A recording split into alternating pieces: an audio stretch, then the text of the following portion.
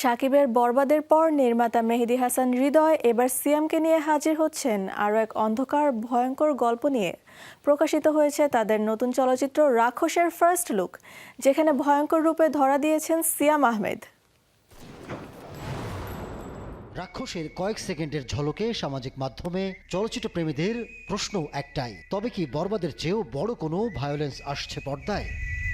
First লুকে দেখা যায় অবিশ্বাস্য ও বীভৎস এক দৃশ্য। ধবধবে সাদা ঘরের মেঝে জুড়ে ছোপ ছোপ রক্তের দাগ, মাঝে রক্তে ভরা একটি বাথটাব যেখানে নিথর পড়ে একটি বাঘ।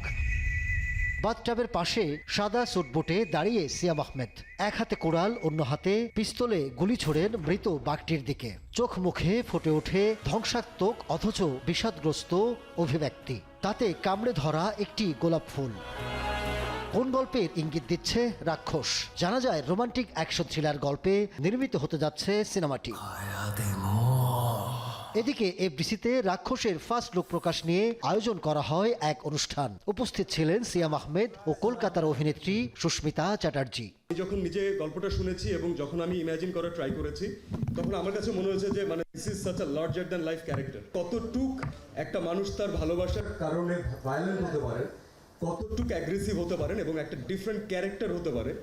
আই থিঙ্ক অনেক এলিমেন্টস আছে, but at the end of the day people will love this character.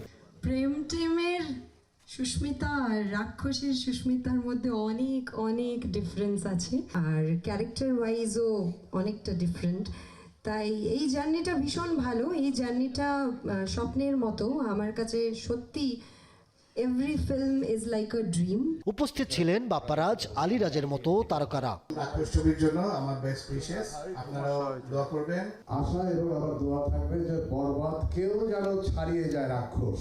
Real energy প্রোডাকশনের ব্যানারে রাক্ষস নির্মাণ করছেন মেহেদী হাসান হৃদয়। যেহেতু বরবাদ দেখছেন, আমার ভায়োলেন্সের একটা সিগনেচার পাইছেন। আমার মনে হয় এটা একটা আলাদা একটা সিগনেচার ছিল, আমার নিজস্ব একটা স্টাইল ছিল।